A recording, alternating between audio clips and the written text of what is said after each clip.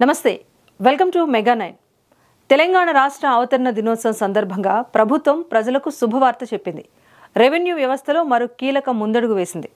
ప్రజల వద్దకే రెవెన్యూ అధికారులు అనే నినాదంతో సరికొత్త కార్యక్రమానికి శ్రీకారం చుట్టింది.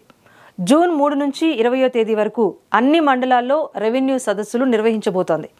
ప్రజల వద్దకే రెవెన్యూ అనే నినాదంతో భూ సమస్యలపై దరఖాస్తులు స్వీకరించి అక్కడే పరిష్కరిస్తుందని మంత్రి పొంగులేటి శ్రీనివాసరెడ్డి తెలిపారు. రాష్ట్రంలో భూ సమస్యలకు శాశ్వత పరిష్కారం, భూ హక్కుల పరిరక్షణ కోసం భూభారతి చట్టాన్ని తీసుకొచ్చింది కాంగ్రెస్ సర్కార్. ఏప్రిల్ 14వ తేదీన ఈ చట్టాన్ని అమల్లోకి తీసుకొచ్చింది. మొదటి దశలో భాగంగా ఏప్రిల్ 17వ తేదీ నుంచి 4 జిల్లాల్లోని 4 మండలాల్లో ప్రయోగాత్మకంగా అమలు చేసి రెవెన్యూ సదస్సులు నిర్వహించింది. తాజాగా రాష్ట్ర వ్యాప్తంగా మిగిలిన అన్ని మండలాల్లో రెవెన్యూ సదస్సులు నిర్వహిస్తున్నామని మంత్రి పొంగులేటి శ్రీనివాసరెడ్డి తెలిపారు. ఇవాళ రెవెన్యూ సదస్సులపై మంత్రి అధికారులతో సమీక్షించారు. రేపటి నుంచి 20వ తేదీ వరకు ఈ సదస్సులు నిర్వహిస్తామన్నారు మంత్రి. అన్ని రెవెన్యూ గ్రామాలకు తహసీల్దార్తో కూడిన బృందం వెళ్తుందన్నారు. ప్రజల వద్దకే రెవెన్యూ అనే నినాదంతో భూ సమస్యలపై అప్లికేషన్లు స్వీకరించనున్నారు.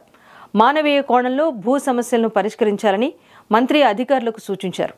గత ప్రభుత్వం తీసుకున్న నిర్ణయాల కారణంగా రైతులు వారి ప్రమేయం లేకుండానే భూ సమస్యల్లో చిక్కుకున్నారని మంత్రి పొంగులేటి అన్నారు. భూ సమస్యల గురించి ఎవరిని సంప్రదించాలో తెలియని పరిస్థితి ఉండేదన్నారు. ఏ సమస్యకైనా కోర్టు మెట్లెక్కాల్సి వచ్చేదని మంత్రి పొంగులేటి గుర్తు చేశారు. కానీ ఇవాళ కాంగ్రెస్ ప్రభుత్వం ప్రజల వద్దకే రెవెన్యూ శాఖ అనే నినాదంతో వారి వద్దకే వెళ్లి పైసా కూడా తీసుకోకుండా ఉచితంగా వారి సమస్యలను పరిష్కరిస్తోందని స్పష్టం చేశారు. ఇప్పటికే ఈ దిశగా ప్రభుత్వం చేపట్టిన చర్యలు సక్సెస్ అయ్యాయని తాజాగా అధికారులతో జరిగిన సదస్సులో మంత్రి తెలిపారు. ప్రభుత్వానికి ప్రజలకు రెవెన్యూ శాఖ వారధిలా ఉంటుందని, ఈ విభాగం సమర్థవంతంగా పనిచేసినప్పుడే ప్రభుత్వం నిర్దేశించిన లక్ష్యాలు నెరవేరి కోరుకున్న ఫలితాలు లభిస్తాయన్నారు. ప్రజలు కోరుకుంటున్న దిశలో రెవెన్యూ వ్యవస్థ పనిచేయాలని అధికారులను ఆదేశించారు. మొదటిగా 4 పైలట్ మండలాల్లో 72 రెవెన్యూ గ్రామాల్లో సదస్సులు నిర్వహించారు. ఈ సదస్సులో 13,000కు పైగా దరఖాస్తులు వచ్చాయి. ఇక రెండో విడతలో 28 మండలాల్లో 421 రెవెన్యూ గ్రామాల్లో సదస్సులు నిర్వహించగా 42,000 అప్లికేషన్స్ వచ్చాయి. వచ్చిన అప్లికేషన్లను ఎప్పటికప్పుడు ఆన్లైన్లో నమోదు చేశారు. ఇక ఇప్పటి వరకు రెవెన్యూ అధికారులు 60% వరకు భూ సమస్యలను పరిష్కరించినట్టు సమాచారం. ఈ సదస్సులో అత్యధికంగా సాదా బైనామాలకు సంబంధించిన దరఖాస్తులు వచ్చినట్టుగా తెలుస్తోంది. అయితే ఈ అంశం కోర్టు పరిధిలో ఉందని, దీన్ని త్వరితగతిన పరిష్కరిస్తామని మంత్రి తెలిపారు. భూభారతి చట్టంలో భాగంగా గ్రామ పరిపాలనా అధికారులకు త్వరలో నియామక పత్రాలను అందజేసి మండలాల్లో నియమించబోతున్నామని మంత్రి ప్రకటించారు.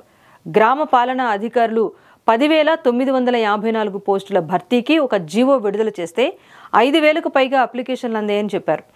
ఇందులో ఫైనల్గా మెరిట్ జాబితాలో 3,550 మంది అభ్యర్థులు ఎంపికైనట్టుగా మంత్రి తెలిపారు. ఇక భూ సమస్యలకు శాశ్వత పరిష్కారం చూపాలన్న లక్ష్యంతో భూముల రిజిస్ట్రేషన్ చేసినప్పుడే డాక్యుమెంట్లతో పాటు సర్వే మ్యాప్ అటాచ్ చేయాలని భూభారతి చట్టం చెబుతోంది. అందుకు అనుగుణంగా సర్వే సెటిల్మెంట్ డిపార్ట్మెంట్ను స్ట్రెంథెన్ చేయాలని ప్రభుత్వం చూస్తోంది. అందుకోసమే మొదటి దశలో 6,000 మంది సర్వేయర్లను 2 నెలల్లో నియమించబోతున్నట్టుగా మంత్రి తెలిపారు. తరతరాలుగా నక్షా లేని 413 గ్రామాల్లో పునః సర్వే నిర్వహించబోతున్నామన్నారు. ఇప్పటికే 5 మండలాల్లో ప్రయోగాత్మకంగా సర్వే నిర్వహిస్తున్నట్టుగా మంత్రి చెప్పారు.